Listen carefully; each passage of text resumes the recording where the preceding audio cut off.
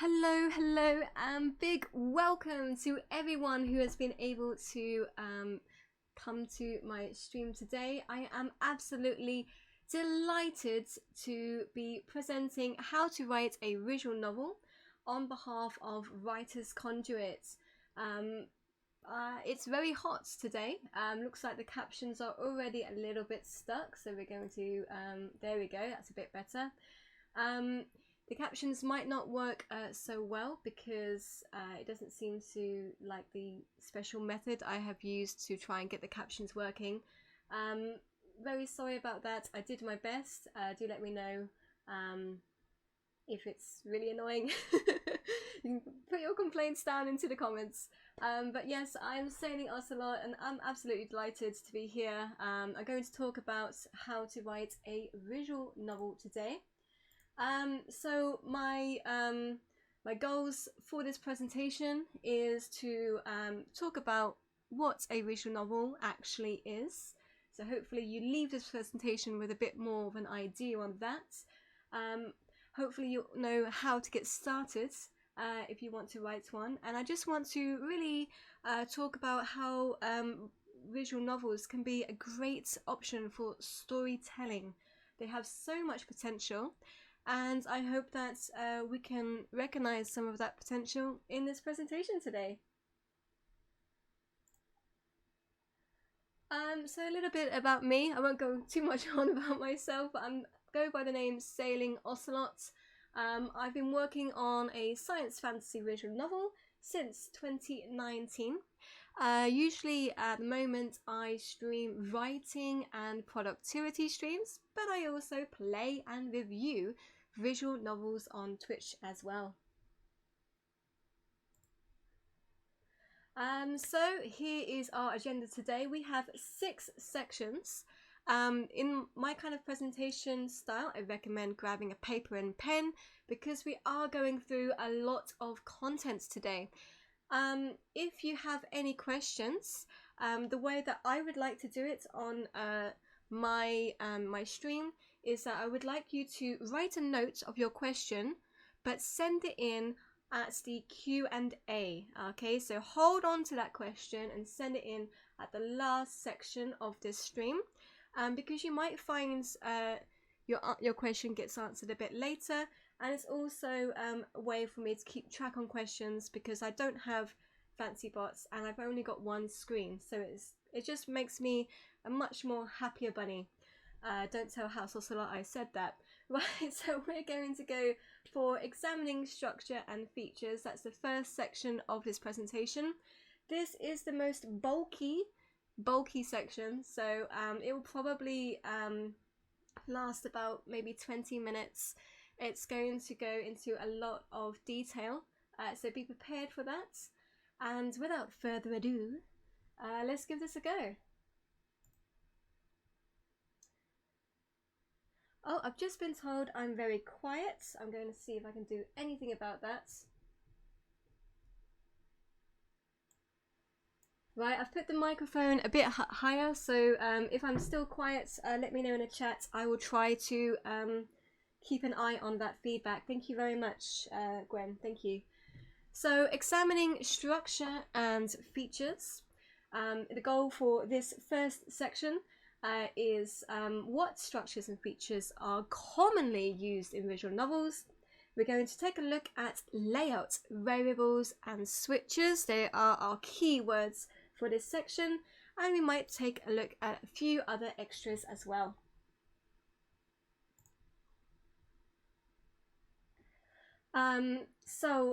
Yeah, again, with the questions, I would really like the questions to be at the last section, so no need to gather questions, just hold on to them, and I would like them to be asked at the last section, if that's okay.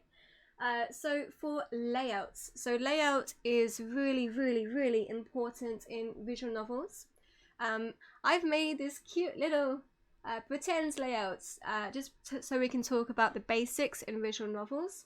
We're going to go and look at real visual novel layouts a bit later as well. But here I'm demonstrating the background character layouts, which I like to call also the classic layouts. In truth, no one has bothered to give names to visual novels right now.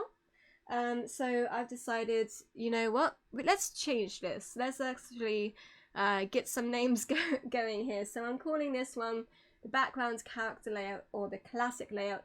It is the most kind of common, historically common visual novel layouts, especially used in romance visual novels.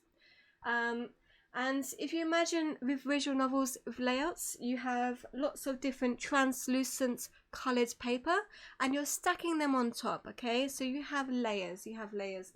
And on the very top layer, you have something called the dialogue box.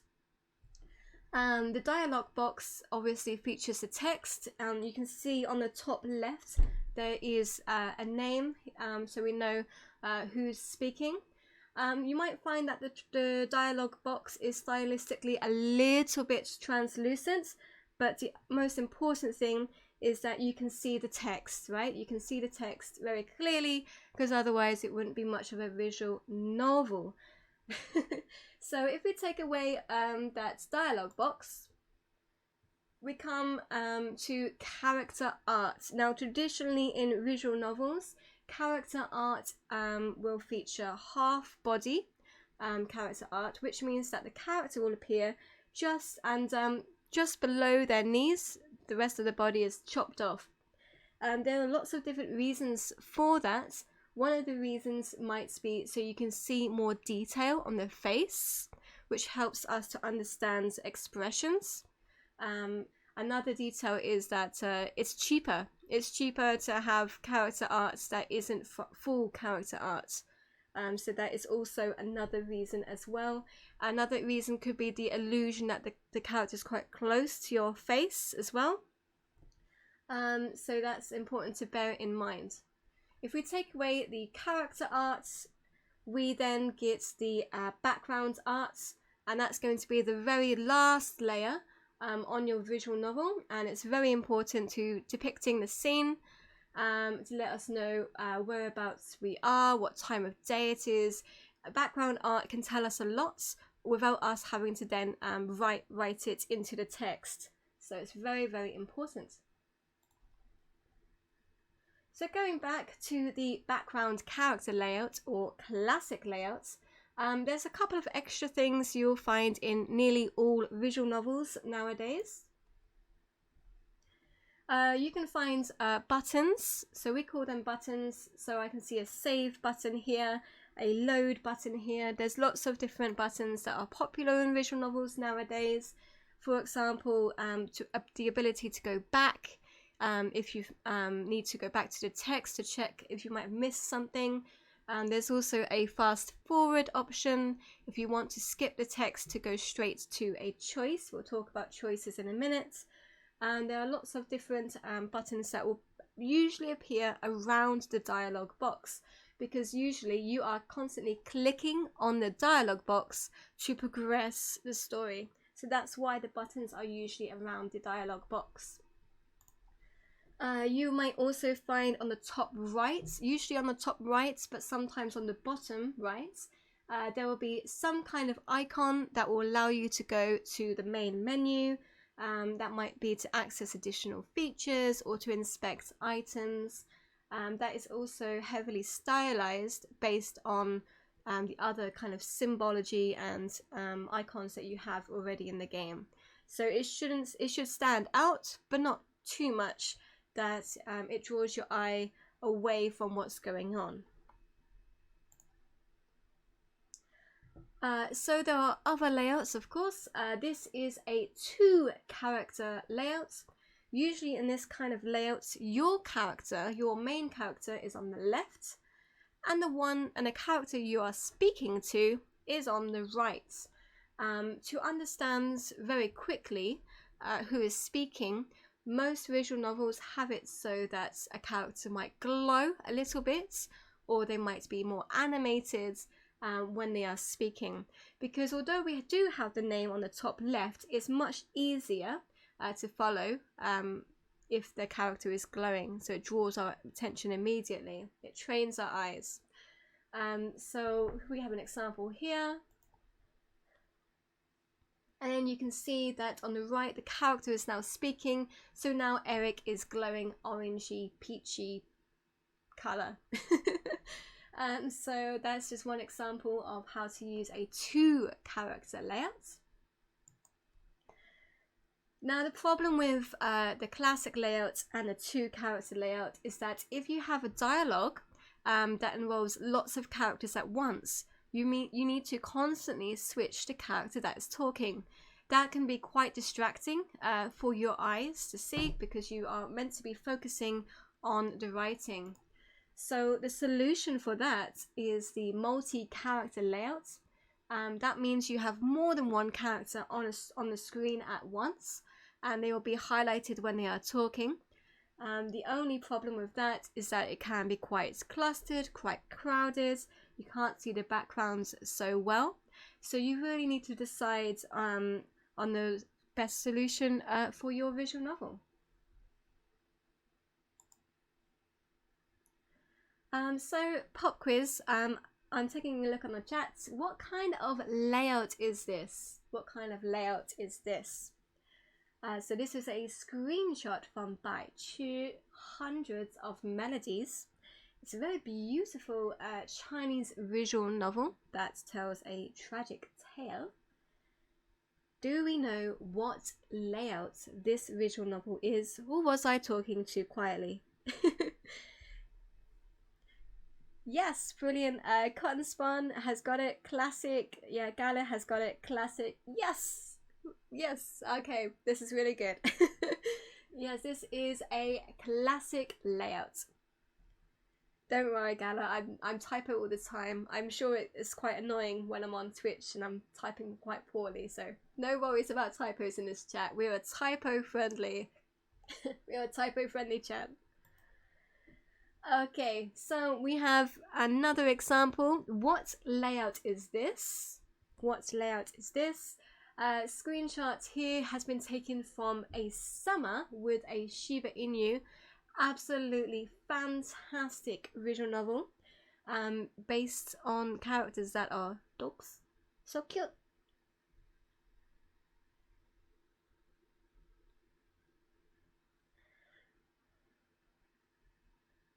So what kind of layout is this? And it's a good reminder that your characters don't have to be human.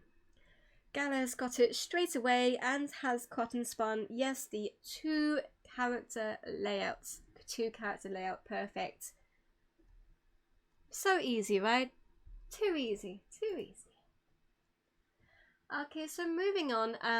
Of course, there are many kinds of visual novel layouts, and some can only be applied to a specific visual novel. I'm going to call these stylized layouts because they're so unique and so stylized, and they're stylized for a reason. They're stylized for an effect, okay? So this layout is from the World of Darkness Preludes. In this layout, the background changes per chapter, or when something really freaky and scary is going to happen. You are constricted, however, to this mobile phone. The responses that you receive from the characters are delayed, as if you are receiving text messages. And in order to progress the story, you need to click the button tap to write. Sometimes your character that you are playing as will type automatically. Sometimes you'll be given options, choices, and you need to make the right choice. Otherwise, there'll be a crack on the screen which indicates your character is probably gonna die. It's a fantastic idea for a horror visual novel. This is another example of a stylized layout, the Werewolf the Apocalypse.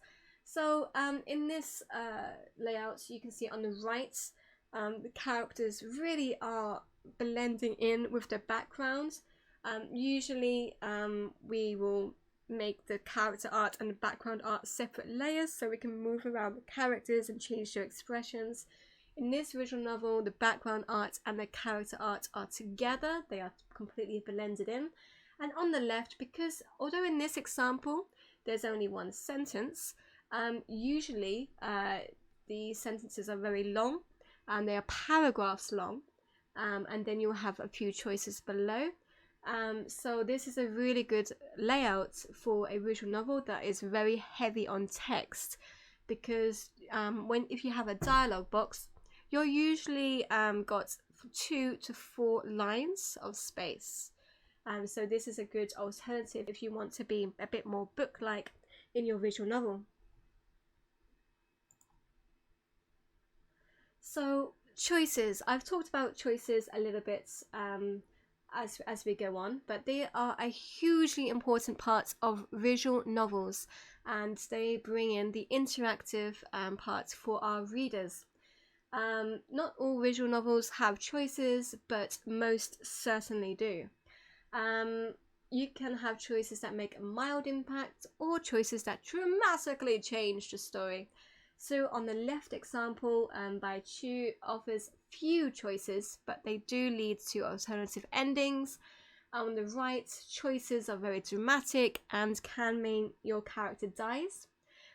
So you can see the different uses of choices there. You can get different kinds of choices. So some choices work like a switch, which means a player makes a decision, and that will affect the switch. So from the beginning, the switch is off.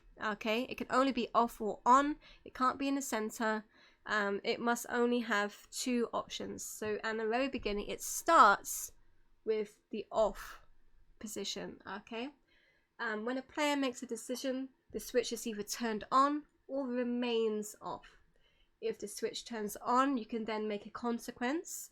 If switch is on, then this happens. Or you can also make a consequence if the switch is off. If switch is off, this happens. Sometimes, for example, if you want a character to figure out how to open a locked door, you might not have a consequence if the switch is off. Things might just act as they would normally unless the switch is on, if that makes sense. We do have an example. So for example, would you like an apple? The reader chooses yes or no. That should be no. Whoops. If yes, they receive an apple. If no, they don't receive an apple. Some choices are called variables. Choices that add a value are variables, right? So the best way to understand variables are imagining money. You can have 0 money, you can have billions of money, and you can have all the value in between. Okay, so that's a lot of options. And some examples of variables. I got 2 very different examples. On the left is my game. The see here's our cries. What you see there are 4 choices, because I wanted to share that your character doesn't have to choose between 2 choices. You can put as many choices as you want in a visual novel. But these choices affect a relationship value. So the character Annabelle on the left is talking to Grub on the right, and her choices are going to affect her relationship with the character on the right. So they might add to the value, or they might go below the value. They might subtract the value. Okay, and later on, the characters will change their attitudes towards each other depending on the value. If it's negative, positive, very negative, or neutral. So yeah, choices are always fun. Absolutely, Wyvern. So on the right, in Werewolf the Apocalypse, you might just about see it. On the top, there are some icons and stats. So you can have stats like an RPG into your visual novel. The stats are read as rage, willpower, and health, and your choices affect the value of those stats. Okay, and the higher stats you have on something might affect the story as you progress.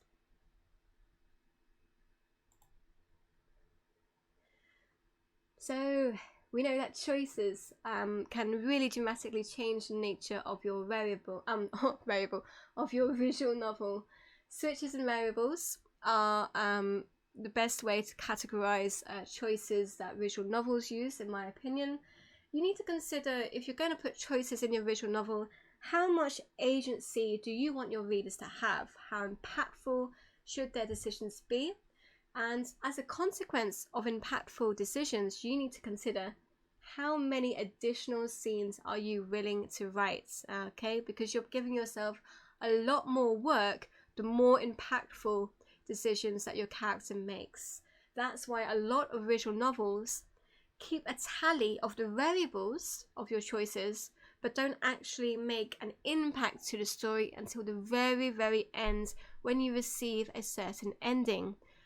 That's because it's much, much easier to write, and it's also more consistent as well. It still provides a challenge as you kind of work out what variables you've triggered due to your past choices.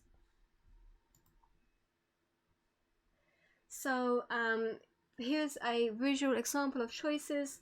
So you can have wide games that have lots of impactful decisions, or you can have much longer, narrow games below, which have fewer branches, but they still have impactful decisions, but they're much easier to write. Wide games can be, well, they're difficult to write. They can increase the replayability of the game.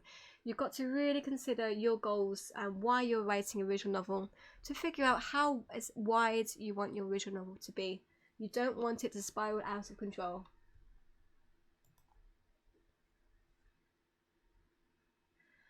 So other features, most visual novels have galleries to showcase images you might have come across in previous scenes. Some visual novels have background music, background sound, and sound effects. And also voice acting can be quite popular in visual novels, but don't feel like you have to have voice acting. On the very left, you get a heavy amount of voice acting. On the in the center, with the mobile phone, there is no voice acting in that game, just very creepy ambient sound. So it's a feature in visual novels, but it's not necessary. It's not necessary. So that was the biggest section. The others are much more cute and happy.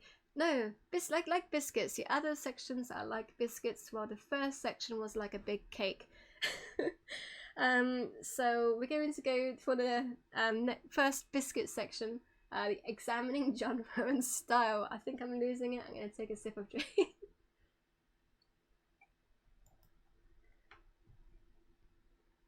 And yes, Itanshi, you're absolutely right. Voice acting solutions do exist, and we can talk about them a little bit later.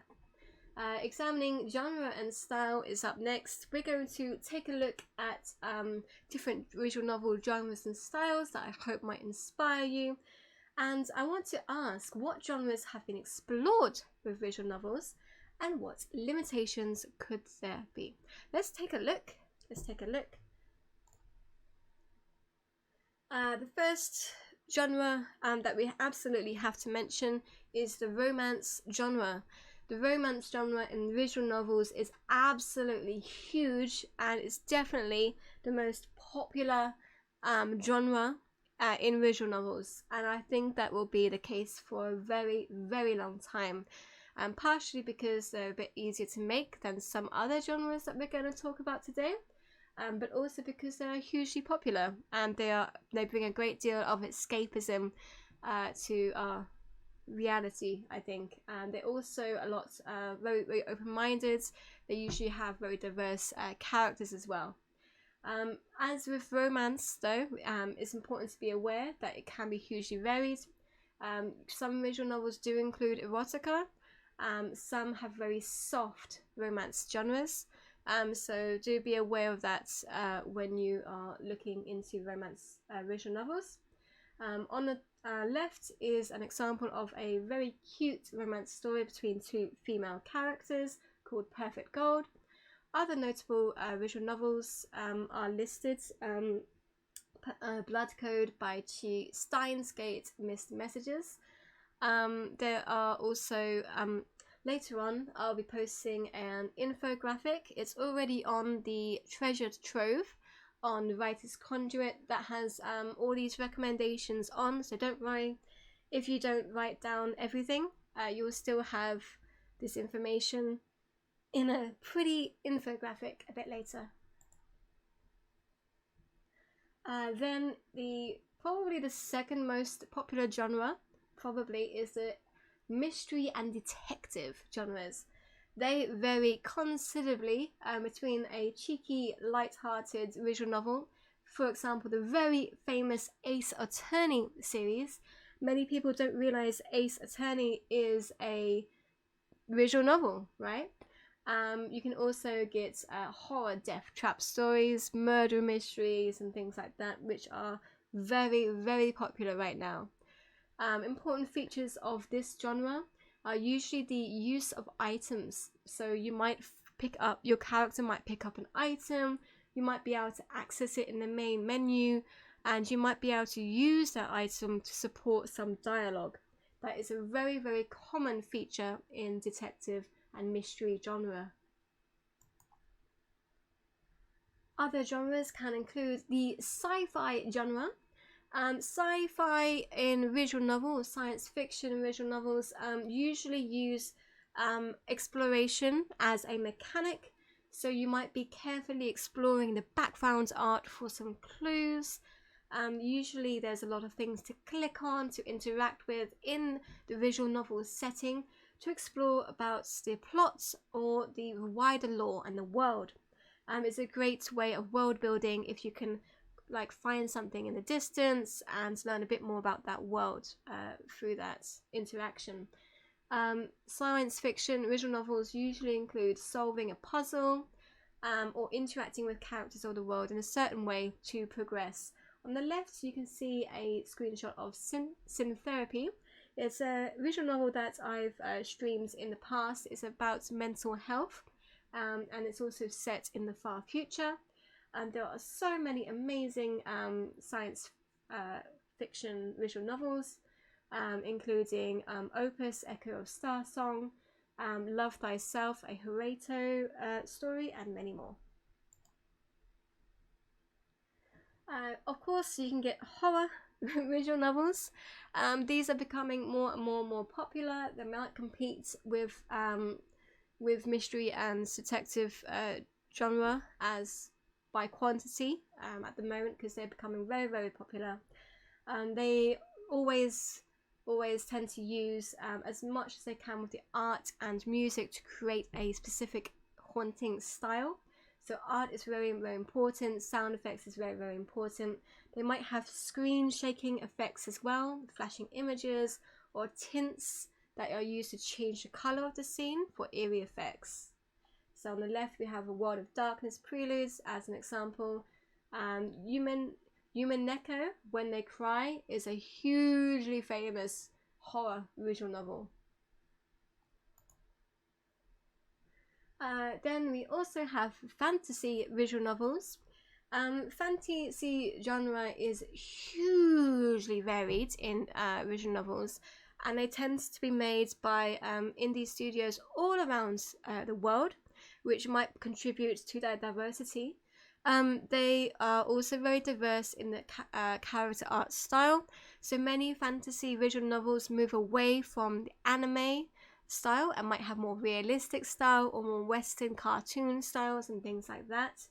So I used All Is Fair in Dust and Air on the left to kind of show you what a character might look like, so not necessarily a typical anime style. There are many notable fantasy visual novels. Fate Stay Night is one. Coffee Talk, which is a hugely popular indie game, but also a visual novel, which is very it has a very interesting style. It's very interesting to take a look at. Background art is very, very important in fantasy visual novels to indicate locations, especially because we don't want to waste time describing these new lands. We want to immediately tell them so we can get into the interesting dialogue, right? Sometimes the style of background art can indicate additional subgenre. For example, modern fantasy and science fantasy use photo manipulation on existing photos to create special effects. So for writing styles, I've included a screenshot on my game for this one. I want to show you that you can include thoughts of a character. You can also use third person. A lot of visual novel fans might think there's only one way to write a visual novel, but from the very beginning there has always been a diverse kind of writing style. So you can see here the writing style I've used, so I'll read that dialogue out for you. It was a whisper, but it felt as if the voice had a great power. Duncan realized he wasn't using his eyes to see anymore. He couldn't concentrate on anything but the... And then we're going to change it to another game. This game is called In Death Becomes You. The character says, "But all I did was ask a simple question about a silly rumor. Why has it become so complicated?" So you got more of a first person kind of style there. All these styles are okay. You just need to consider the kind of style that you're comfortable in writing with. So there are no set rules. You can include the main character's thoughts, but you don't have to. You can focus your writing in first person, or you can focus your writing in third person. You might want a dialogue only visual novel, and that's okay. Some visual novels switch characters' perspective from chapter to chapter, like Perfect Gold, but usually visual novels do focus just on one main character's perspective. That's more common. It's very, very unlikely that a visual novel will switch perspective during a single scene, just like a novel. Yeah, you don't want to switch perspective in one paragraph. Visual novels don't like switching perspectives in one scene because it's too complicated that way. So you really need to make sure that you've angled your writing on the main character for that chapter or that scene, so we can at least follow what's going on. And we also want to know more about their personality, and it's a great way of showcasing their personality by their perspective.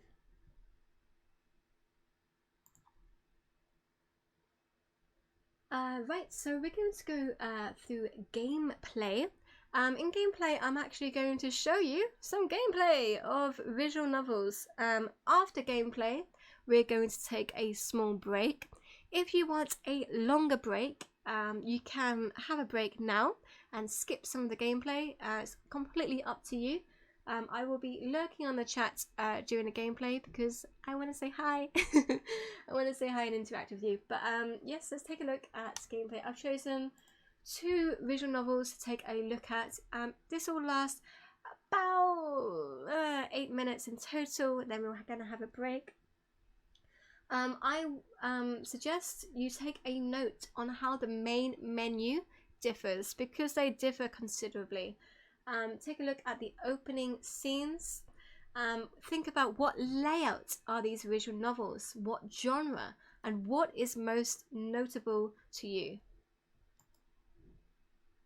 We're going to begin with blood codes. So for blood code, I suggest you take a extra note on the use of voice acting, the changing character expressions, and the use of the character background or classic layout.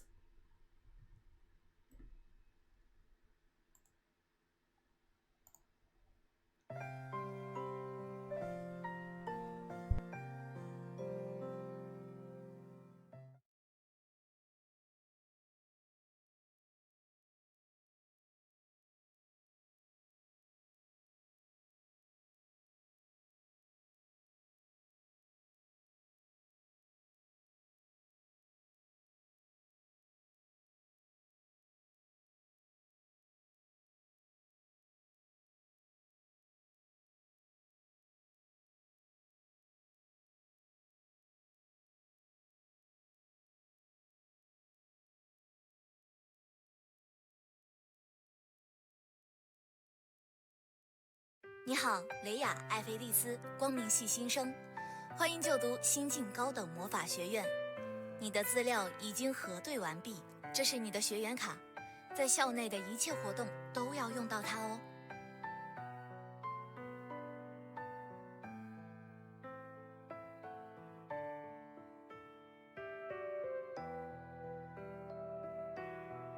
现在你可以去教务室领取书籍资料，或者去学生会领取你的新校服。记得下午2点去礼堂参加新生入学典礼哦。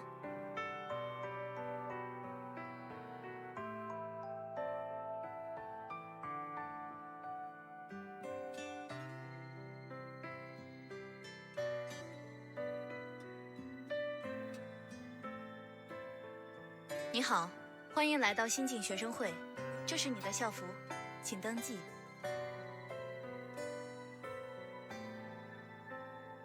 不客气。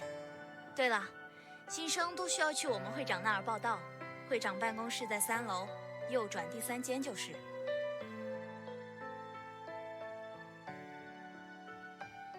再见。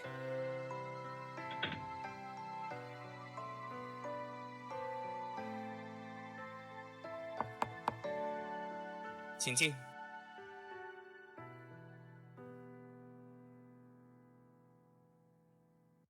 你好，欢迎就读新进，我是洛库辛摩尔。你把这份资料卡拿走，填好了交给你们系的学生会负责人就好。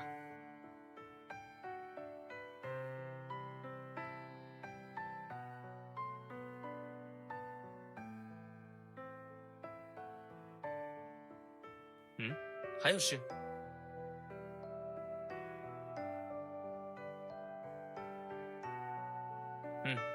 赶快去领取书籍吧。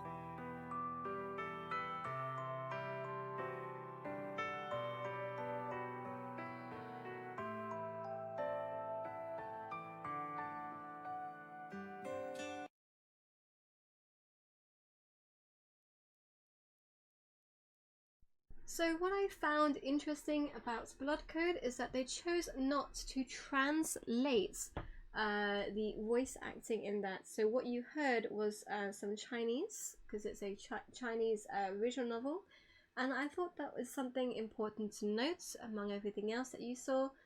Voice actors are very expensive, so that could be why. It could also be used to emphasize, hey, this is a Chinese visual novel as well. Some people prefer things to be in the original language, so that's also something to bear in mind. We're going to now take a look at another visual novel. Oh, Cotton Spun also says, oh, interesting that there's a date in the display. Was there a tiny time beneath? Great work noticing that. Yes, that is use of dates and calendars are quite common in visual novels to help us understand immediately the progression of the day. And yes, so you spotted that very well. Let's take a look now at another visual novel. We're going to take a look at this Rocket of Whispers prologue. This game is free to play. You can be downloading this visual novel now. It is available on Steam. I chose this because it's very accessible. So if you're curious, you can find out more. I also chose this for the genre, the interesting way this visual novel begins. And I would like you to note the lack of names used in the dialogue in the beginning. Think about what effects they are trying to achieve, and take also a note on the puzzle solving and exploration aspects of the game.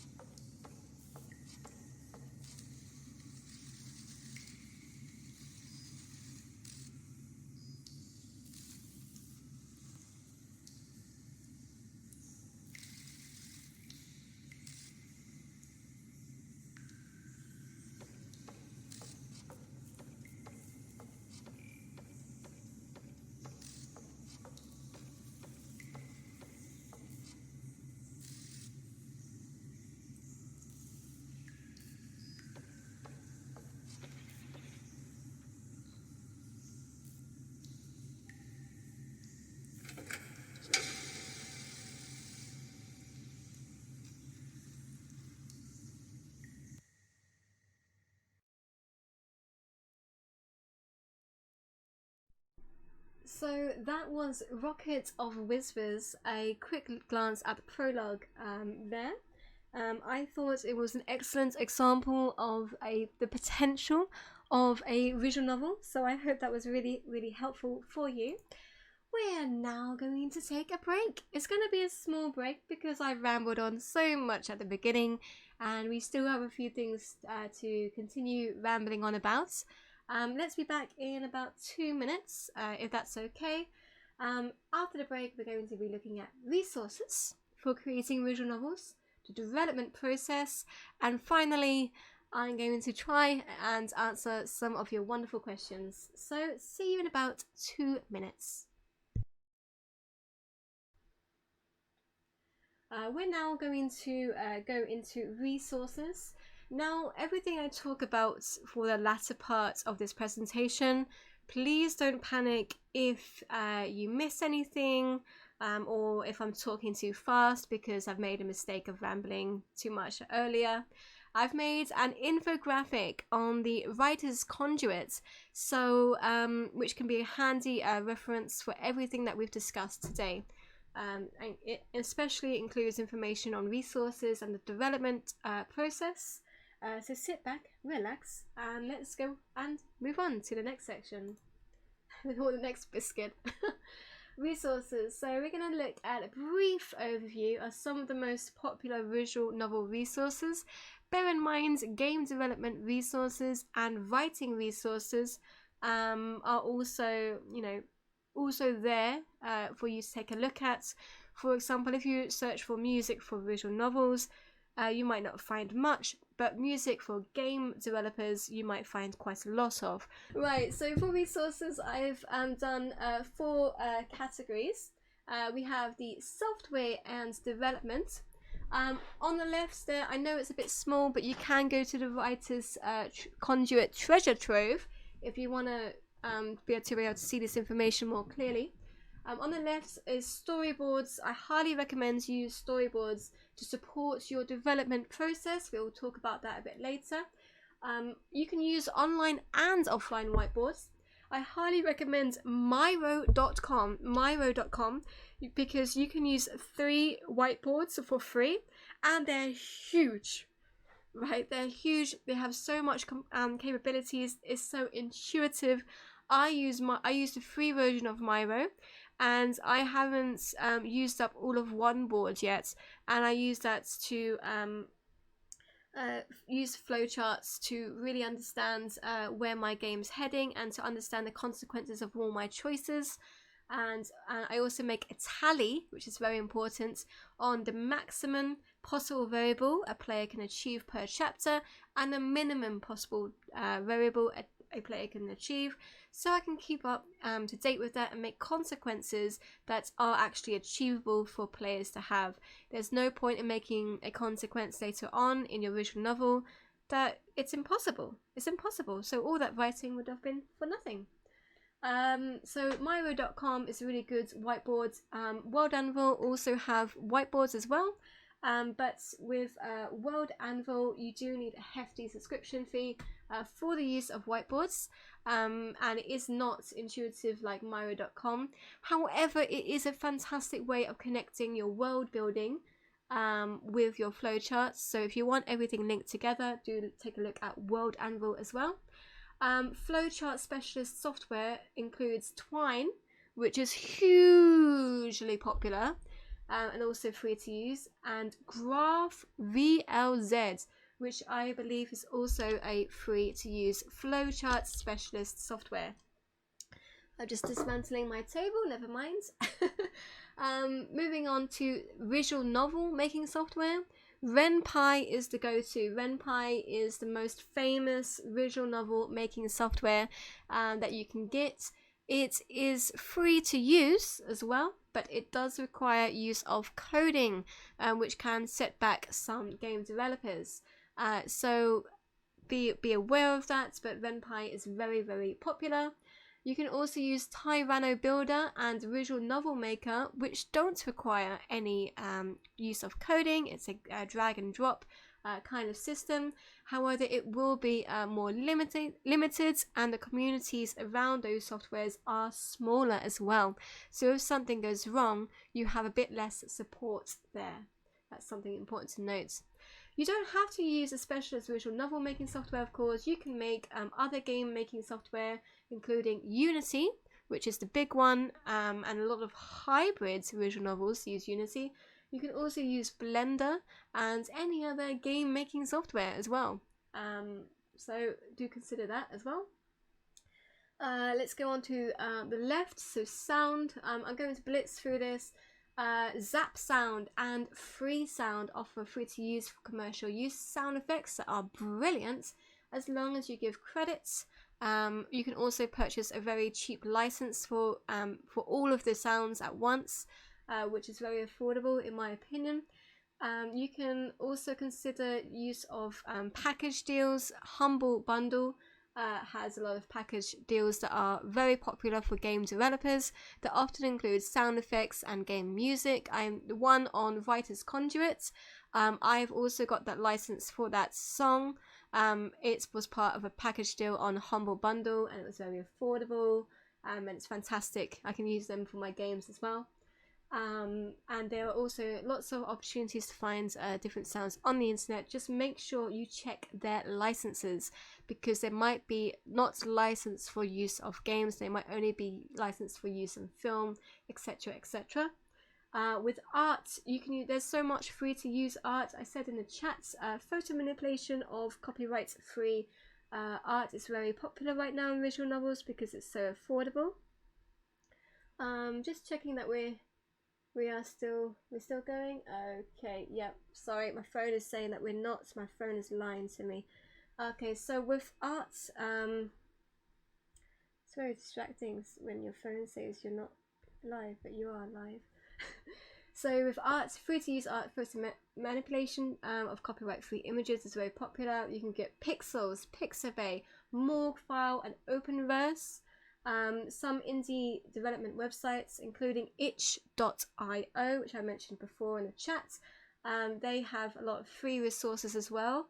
Check free resources before purchasing art. It's very, very important, because you might purchase lower quality art and find higher quality art that's available for free. It can happen. There is a lot of amazing high quality art that is made out there to support the visual novel community. So you can also consider, when you're commissioning art, doll makers. Mannequin is one on Steam that is very, very cheap.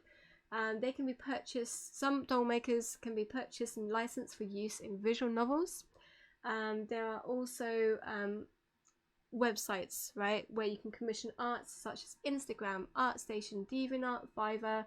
Discord channels, Reddit and personal recommendations can also be important. I recommend, if you are new to commissioning art, stick to websites that are specialized in dealing with artists. Fiverr is a good one. ArtStation again is maybe can help you out too. Make sure these websites are there to support you if anything goes wrong. So that's what I recommend. If you are all new to the whole art commissioning thing. Writing, you're going to use similar writing softwares that other writers use. With writing, you're going to be using some webs. I'm a little bit stuck because my phone is not working. There we go. So with writing, you're going to use similar writing programs that other writers use. So do bear that in mind too. Grab what you can from the writers community. But something that you do need to be aware of is that you need constant feedback on your visual novel. That is so important. Again, itch.io is a great place to start. I'm also going to recommend, if you are interested in writing a visual novel, perhaps we can make a Discord group together. I've started one and I'll send a link into the group, into the chat a bit later, in case you're interested in giving that a go, so we can talk about that together and support each other. Because right now, with the game development community, is very separated from visual novels, because the game developers are very It's all about the codes, and it's there's a lot of mechanics going on, and it's not necessarily what visual novels are about sometimes. And so it is helpful for a specialized community there, and there isn't really much going right now for visual novels. World building, of course, World Anvil and Campfire are options on that. I'm just going to keep going forward and to the development process, because that's the most important bit of the presentation, I think. And I think I spent too much time on the resources bit. Right, so I'm just going to take a sip of a drink and a deep breath. Hold on a minute.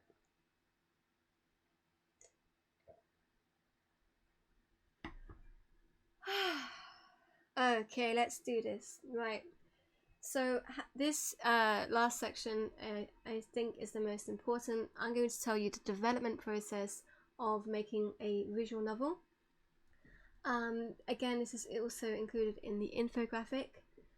So step 1 of development process, you need to think of a story idea for your visual novel. Okay, you need to consider the genre, the length, because how much you want to commit to this visual novel, the setting and the characters. Once you've got that down, think about how to reveal the story. What is your dialogue, character, action balance, your writing style, use of items, and any exploration elements. These decisions will affect what visual novel software you decide to use. Then you need to consider how to show the story. What is the layout you're going to use? You can go back to where we talked about different layouts. What is the music, sound effects that we're going to use? The visual effects, you can have animated rain appearing on the screen. What kind of art style do you want? It's very important to think about that early on. And then how to interact with the story. So you need to think about the user interface design, such as the use of dialogue boxes, etc. You need to think about your choices, the switches and variables you're going to use and how impactful they should be, and any unique game mechanics. It's important to think about that early on as well. Step 2, you plan your story as much detail as possible. Unlike other forms of writing, if you have no idea what you're doing in your visual novel, it's much harder to keep an eye on things and to keep the game consistent. So you really do need to plan your story ahead. You need to develop those characters, and you need to know what they look like as well. You need to know how they react, what kind of expressions they might make. You need to world build. You need to be very aware of your setting so you can constantly reference it in the visual novel. And it's very important to have a timeline as well, so you don't have any conflicting events. Be sure to start experimenting on this step on different visual novel software or game software, so you know roughly which one you're going to be using when you're ready to move on. Step 3 will mean that you're starting to create notes. I recommend you write your visual novel badly. Okay, write the story really badly. Just make sure that you've got everything roughly you want to include. This will help you think as well. Oh, I forgot about this, I better add that in.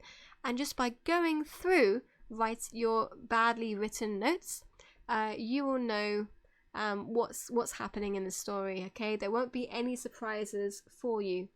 Then you want to storyboard or use flowcharts. Okay, so you're going to make diagrams of what happens. So you might, for example, draw a square and saying roughly what's happening in the scene, and do an arrow to maybe 2 different boxes if there's a choice, for example. You might want to add little notes when a variable is added or subtracted. Then once you've done that, you're going to do the script writing. Now I recommend you write your visual novel like a script, okay, like as much like a screenplay as you can, but missing out any other thing that you're definitely not going to be including into your visual novel. So make it work, make the script style work for you, basically. it's important that you include information on who's talking, etc., etc. And if you write it without code, the script is much easier for outsiders to read, to check, and to give you feedback on. So I highly, highly, highly recommend that you do that. So write your scripts and use your storyboarding and your flowcharts to support your script writing. Your script writing will be exactly how you want it to appear on the game. Later on, then, once you're happy and you've fixed all the typos and things like that, you're going to input that script into your game. It might mean that you do some coding, it might be that you simply copy and paste the script into the game, depending on what kind of software you decided to use. For step 4, it's time to gather your resources. Itanshi earlier says be careful of content mills on Fiverr. Absolutely. I think it's something that the more you do, the more experience you get. It's going to be much easier to do commissions, but feel free to, if anyone has any more questions about commissioning, feel free to plug that in the Q&A. You need to bear in mind your budgets and make sure you are aware of the user interface, how like the dialogue boxes look, how the icons look, as well as all of the other character art and music that you might want. Bear in mind additional features that you might want are going to be more complex to code. You might want someone to help you out with that.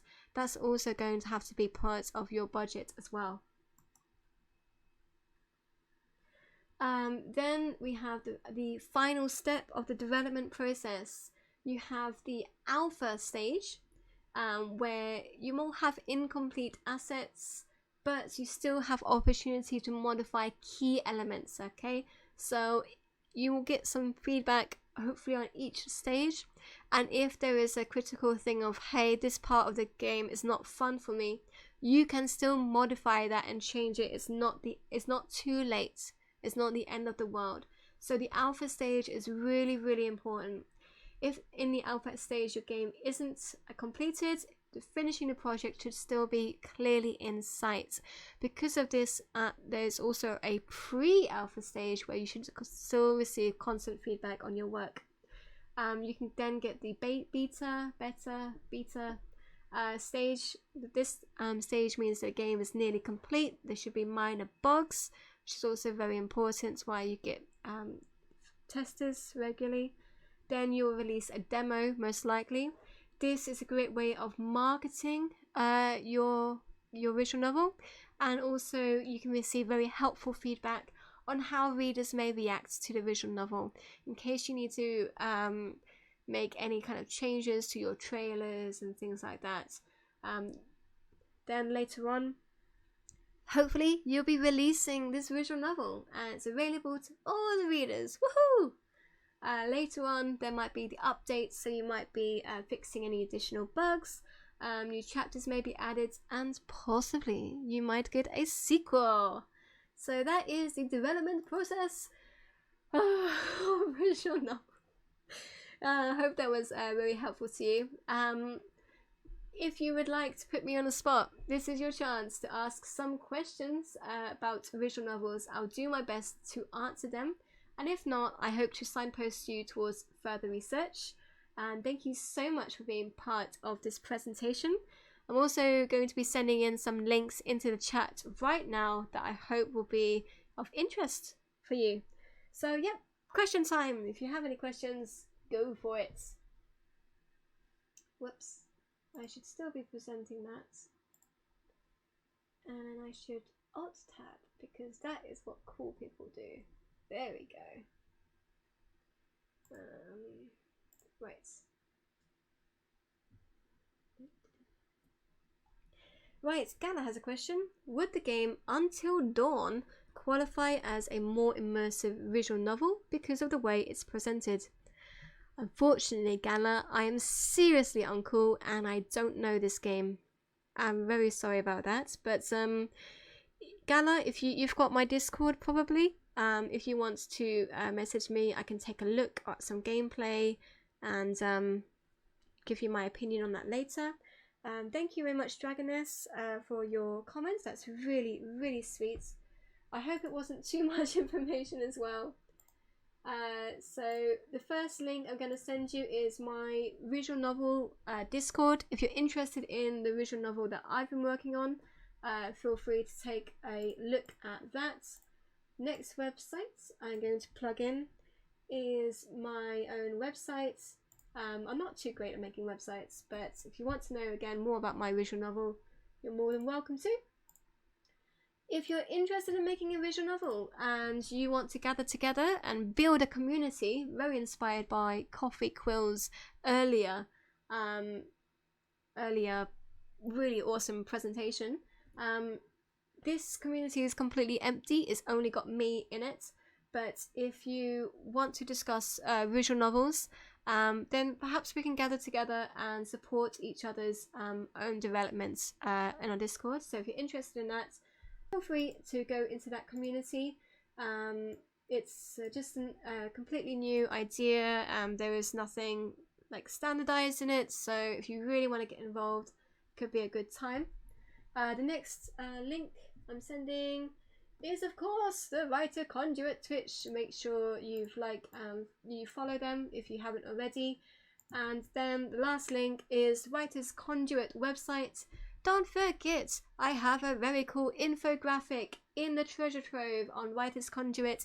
It's free, it's for you, it's a present, a gift.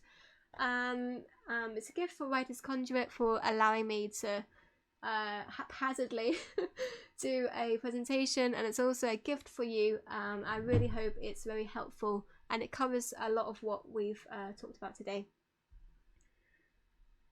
Oh, I'm gonna take a big stretch.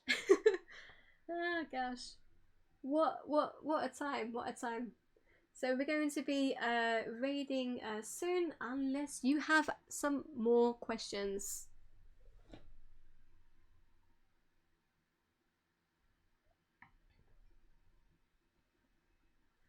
Additionally, inspired by Coffee Quill's earlier stream, if you do have any feedback, minus Sailing Ocelot, how dare your internet be rubbish. If you have any other feedback you'd like to give to me on this, I really want to improve this kind of thing. I really hope that I can get involved in Writers CONduit next year, so I'm always looking for feedback on how to improve and things like that. Feel free to reach out to me. Okay, right, we're going to probably do a lovely raid to the wonderful Writers CONduit. If I did not answer your question, or if you have a question later, feel free to reach out to me. And yeah, okay, Satrium says feel free to raid straight into the next panel as it's the only one up. Okay, I will do what Satrium says.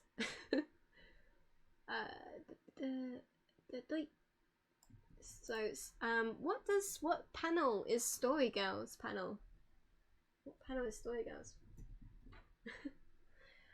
Okay, thank you so much for the cute emotes. I love it. And Nathalia, oh, I think a cat just, okay, that's, some cats like to parkour on our roof. It's very interesting. Thank you, Nathalia. I'm going to lay and flop on the floor after this. Yeah, okay. So I hope Story Girl, right?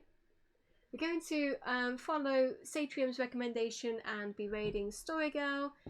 This has been Sailing Ocelot streaming how to write a visual novel. Thank you so much, and I'll see you there.